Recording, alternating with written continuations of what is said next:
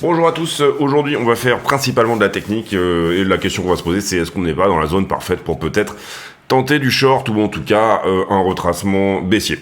On passe...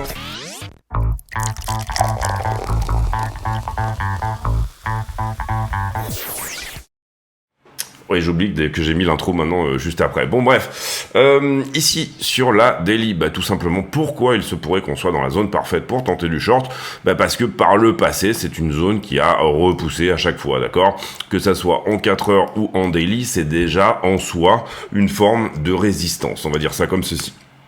La deuxième chose, éventuellement, qui pourrait nous dire sur des timeframes plus petites qu'on est peut-être dans une zone où il est excessivement intéressant de potentiellement shorter, c'est que moi j'ai toujours dit, je pense qu'il pourrait être intéressant de rentrer dans la mèche 5 minutes de cette fausse news ici.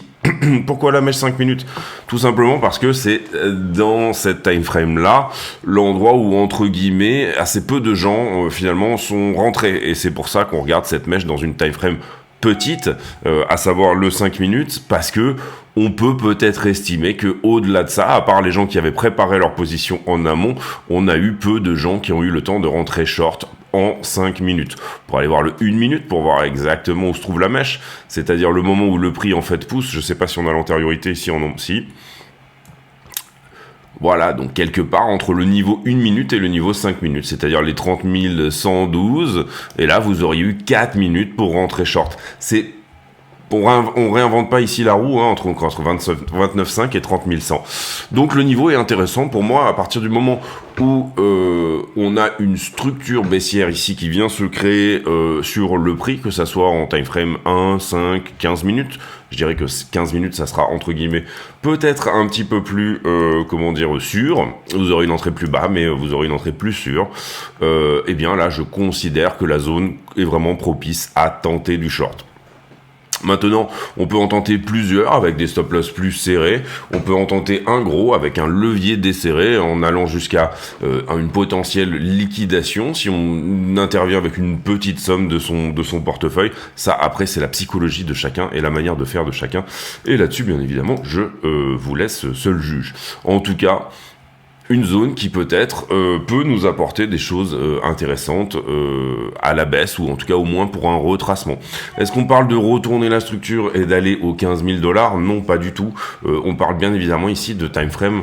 On joue de la 4 heures, on joue un retracement 4 heures. On joue, c'est pas de l'intraday, mais c'est en fait ce qu'on joue, c'est finalement à minima, voilà, un mouvement baissier pour essayer de revenir à minima sur le bas de cette accumulation. Donc dans un premier temps, on ne considère pas que, on va dire, la daily va se retourner, et la daily pour le moment, elle est haussière, donc il y aura du TP à prendre ici, en fait, si jamais on y va, bien évidemment, on peut tout à fait exploser le top ici, aucun problème avec ça, ça pourra continuer dans le même sens.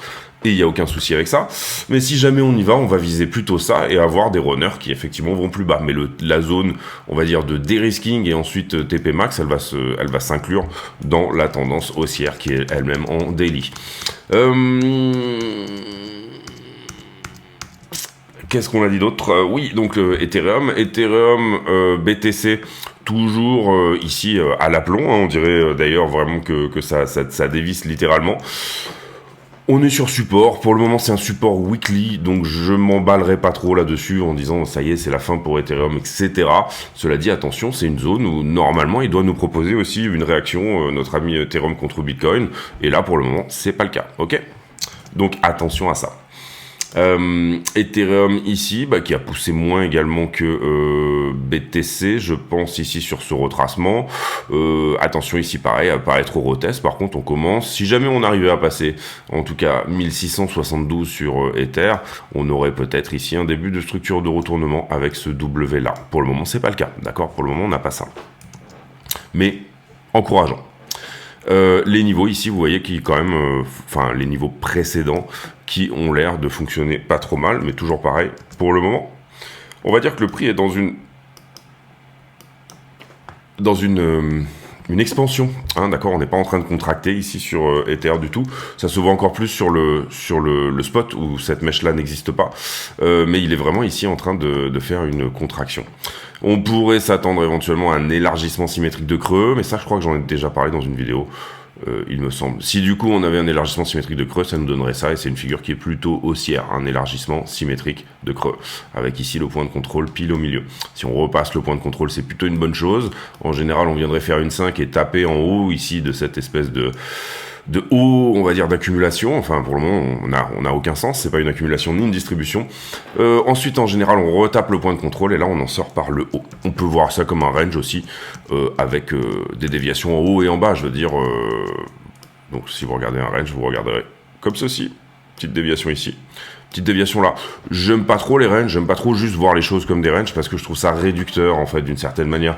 À ce moment-là, sinon vous passez 80% du temps à regarder le marché latéralisé.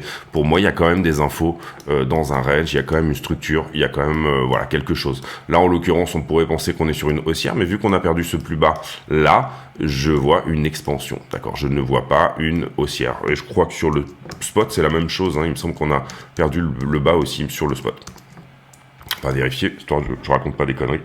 Oui, on a perdu le bas sur le spot. Donc voilà, expansion typiquement, peut-être élargissement symétrique de creux. Si jamais c'était le cas, on peut pas vraiment le jouer avant d'avoir vraiment cassure de la figure 1. Là-dessus, comprenez bien.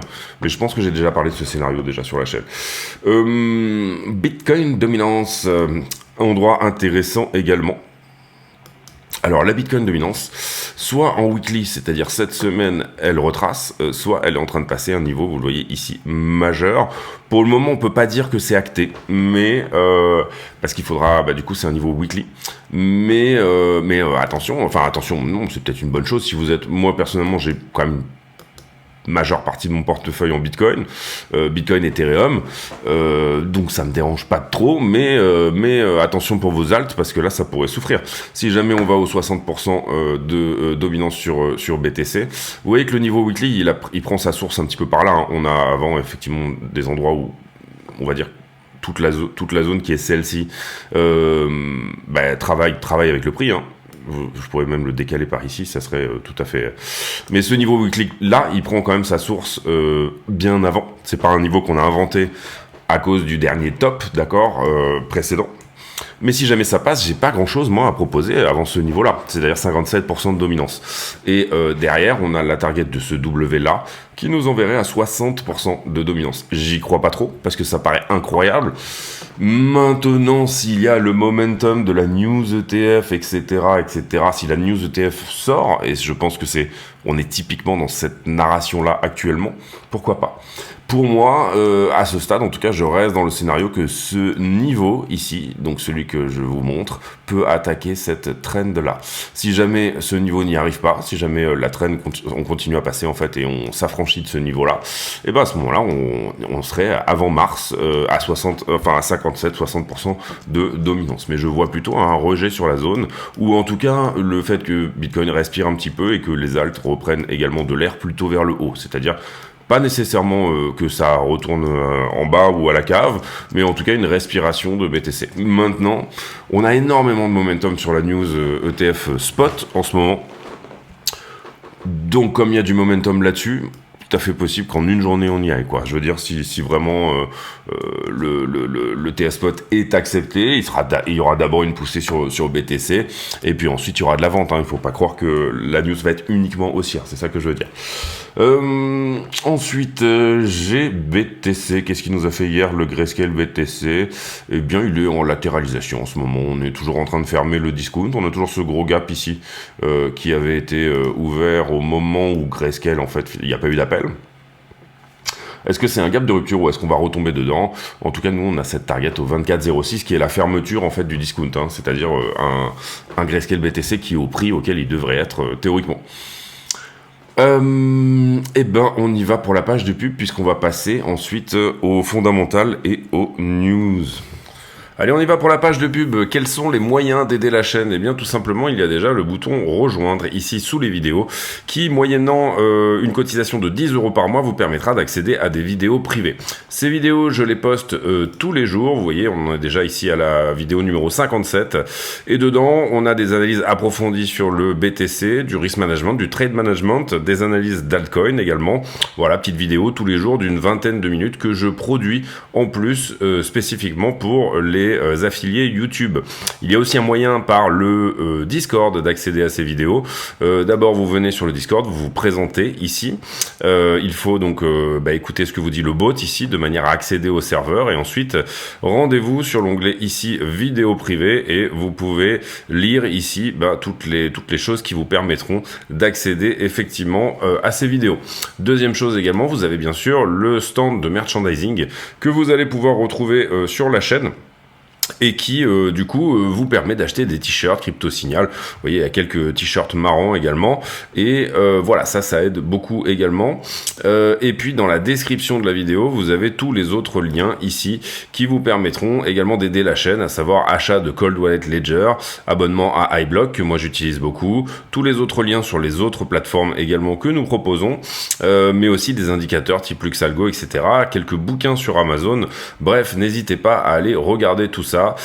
En plus de la vidéo publique, il y a donc pas mal de choses, et notamment, je pense, le Discord qui fonctionne très bien avec, vous le voyez ici, toute une communauté qui va poster ses analyses, et donc ça, c'est quand même extrêmement intéressant. Je vous laisse là-dessus, merci de votre écoute, à très bientôt. Donc on est sur la news maintenant. Alors dans ce que j'ai retweeté, ici on est sur effectivement du short. Là j'ai reposté l'analyse sur XRP que j'avais posté à long terme. C'était une vidéo affiliée, mais du coup je l'ai mise en public parce que je pense que ça pouvait intéresser la commu dans son ensemble.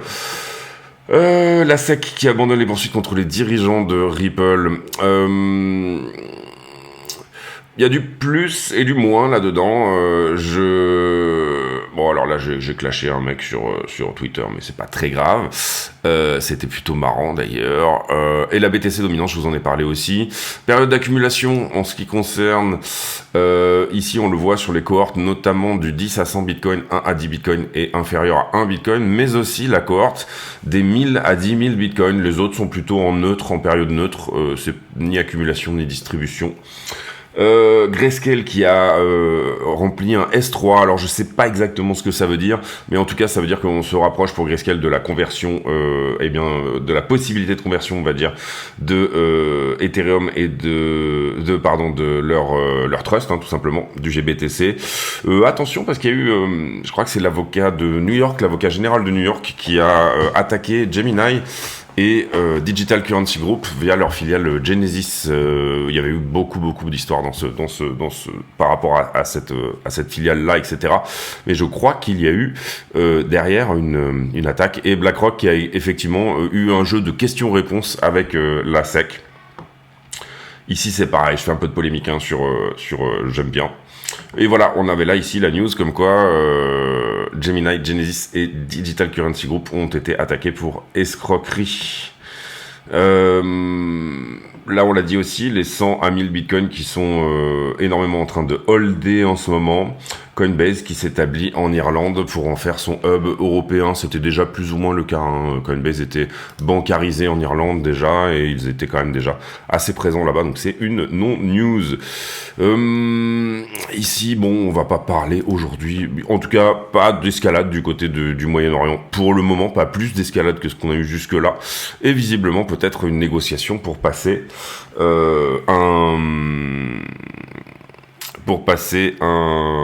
j'ai du mal aujourd'hui, désolé. Peut-être des négociations pour passer un corridor humanitaire, enfin des camions depuis l'Égypte. Donc pour l'instant, les États-Unis ont dit non à toutes les résolutions de l'ONU qui proposaient un corridor humanitaire. Et là, maintenant, ils se posent en grands héros pour avoir tout simplement accepté que deux corridors passent par l'Égypte. Donc voilà, c'est du non-sens total. Mais c'est pas grave, on est habitué. Encore une fois, voilà, on est habitué. Multivers et Google Cloud qui font un partenariat sur IA, Big Data, etc. C'est le XD en ce moment, je crois. Donc c'est une grosse conférence autour de eGold et de Multiversix. Ouais, pour moi c'est un petit peu une non-news là, mais bon, faut voir. Encore une fois, on fera peut-être un point à la fin du XD de toutes les annonces qu'il y a eu. Mais pour moi, c'est pas énorme ce partenariat avec Google Cloud, en tout cas de ce que j'en ai lu jusque là. SBF, on va passer aussi. On va passer tout ce qui est FTX, sauf Big News dorénavant, sinon on va en avoir tous les jours. XRP, bon, qui pump, je vous ai expliqué la news de 6%. Les économistes qui disent qu'une guerre directe Iran-Israël pourrait provoquer une récession globale. Bah bravo les économistes, c'est bien. Ça n'a aucun intérêt non plus. Israël qui évacue des villes proches de la frontière libanaise. Alors une extension du conflit au nord ne serait pas une très bonne nouvelle non plus. Ça serait pas du tout une bonne nouvelle, même je dirais, parce que ça déstabiliserait énormément la zone. Et le Liban, qui a déjà quand même beaucoup morflé ces dernières années, risquerait d'en souffrir d'autant plus. Syrie aussi, on a vu aussi, Israël a fait des frappes sur des aéroports qui étaient directement en Syrie. Donc voilà, Syrie, ils ont quand même bien morflé aussi dernièrement. Je pense qu'il pourrait se passer de tout ça. Hier, on a eu un discours de Powell. J'ai pas regardé, sincèrement, j'ai pas du tout regardé ce qu'il a dit. Bon, visiblement, les marchés ont pas trop bougé, donc voilà, je m'attendais pas spécialement non plus à ce que ce soit vraiment du gros. Mais si quelqu'un a un résumé à faire, si quelqu'un l'a regardé, qu'il a un résumé à faire en commentaire ou sur le Discord, je suis preneur. D'ailleurs, je crois que j'ai posé la question sur le Discord. Est-ce que quelqu'un a regardé? Est-ce que quelqu'un a un petit résumé à faire? Je pense pas que je vais le regarder du coup, mais si j'ai rien vu dans la presse, en tout cas de notable par rapport à son discours. Ensuite, la liquidité. Et on va ici simplement aller voir, désormais on va faire que les heatmaps sur la liquidité.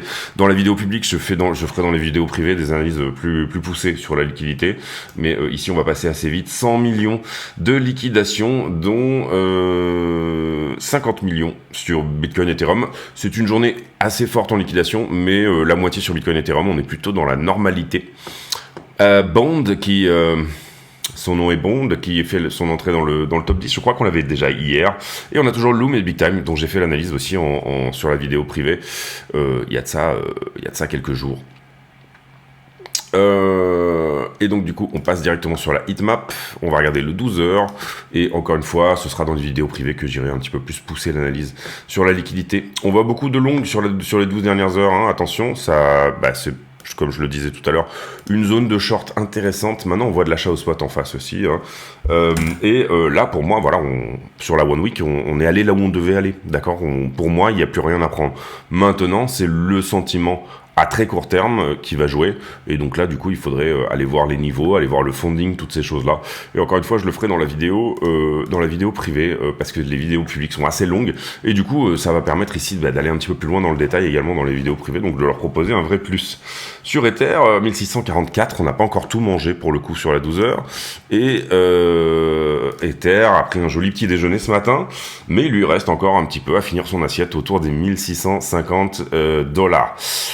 Attention, on n'a pas énormément de liquidité intermédiaire encore, donc moi j'ai un long sur Ether qui court toujours, et donc je vais le laisser courir, c'est très bien. J'avais un long également sur Bitcoin sur lequel j'ai repris donc ce matin un tout petit peu plus de profit par rapport à ce que j'avais déjà pris sur la zone. Quand on a fait la poussée de la fake news, j'avais déjà touché beaucoup de TP, et là j'ai encore repris un petit peu parce que je sens vraiment que la zone est propice à de la descente, mais là on voit que ça pousse, ça continue à pousser, donc très bien. Ça vient d'ailleurs de faire un joli petit squeeze là sur une petite poussée supplémentaire. Pour le moment, on n'a pas de structure, en tout cas, c'est ça, je vais du coup terminer et faire la conclusion de cette vidéo. C'est-à-dire que, pour le moment, dans la zone, on n'a pas cette structure en 15 minutes ou qui puisse nous dire, bon, allez, c'est le moment, ça y est, c'en est fini, voilà, vous voyez, ici, on avait un petit quelque chose, et voilà, on a cette poussée supplémentaire qui vient à chaque fois chercher du short, etc. Donc, des entrées à l'aveugle, vous pouvez en faire 18 comme ça.